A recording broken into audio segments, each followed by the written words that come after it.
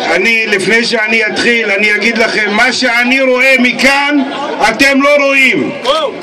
אחרי השבוע האחרון שעברנו שטיפת מוח מהימין בכל הצורות, לראות את האנשים, את האלפים מול העיניים האלו ביום אחד, לארגן אותם ולהגיד רוצים את החיים המשותפים, זה דבר מאוד מרגש.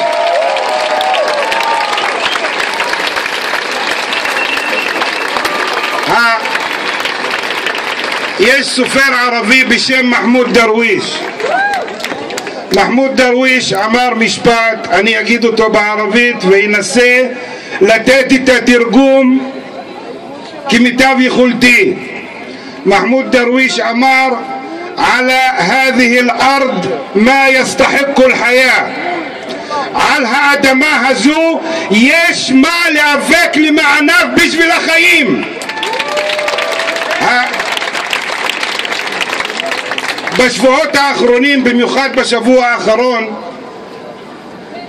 שמענו קריאות משרים בממשלה, קריאות חיסול, ריסוק, כיבוש ומילים שכל אחד התאמץ להביא את המשפט שיבליט אותו מאחרים.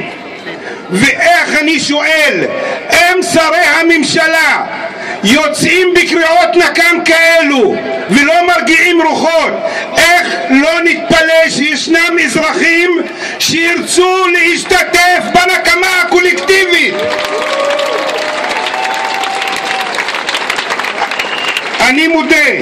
אני מודה, עוברים עלינו ימים קשים.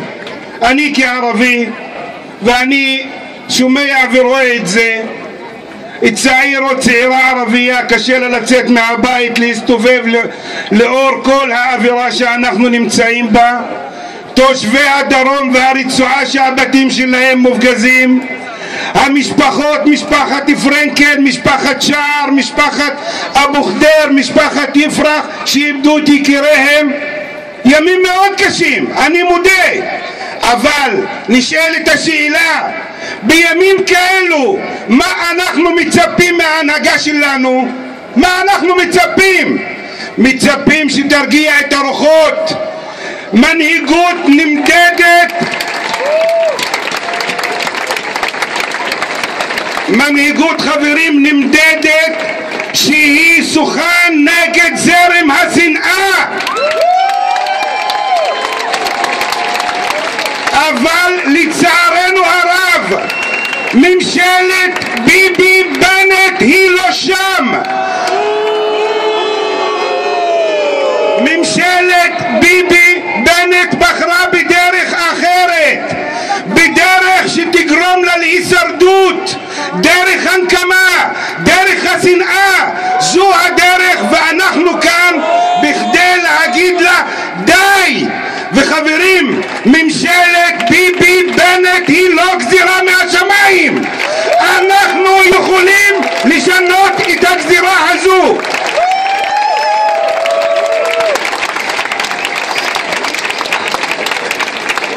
מנהיגות, אני חושב ביני לבין עצמי, מה האופציות שעומדות בפני כל מנהיגות קיימת במציאות, בסיטואציה, בקונפליקט שלנו כערבים יהודים? יש שתי חלופות. חלופה של ביבי בנט לגרום לייאוש בצד הפלסטיני והישראלי, ייאוש. והחלופה השנייה שאנחנו מייצגים ובאנו להגיד את זה, חלופת התקווה. והן שתי חלופות שונות. יש תהום, אדוני ראש הממשלה, יש תהום מוסרית בין הייאוש לתקווה, והתהום היא כל כך גדולה שהאנשים והבוחרים יענישו אותך. עד כמה אתה יכול למכור ולחזור ולשנן אותם דברים? די, די, די, נמאסתם.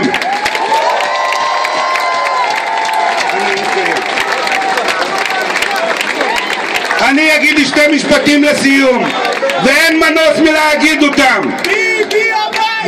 וירשה לי ויסלח לי ידידי עמרם, שאני מאוד שמח ומתרגש לראות אותך בינינו, אבל הצביעות ושרת המשפטים ציפי לבני ושר האוצר יאיר לפיד שני המשת"פים של ביבי, אני קורא להם, יאיר לפיד, ציפי לבני, די עם הצביעות, תפסיקו להיות משת"פים.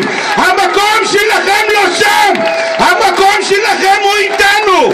אנחנו נחליף את הממשלה, והחיים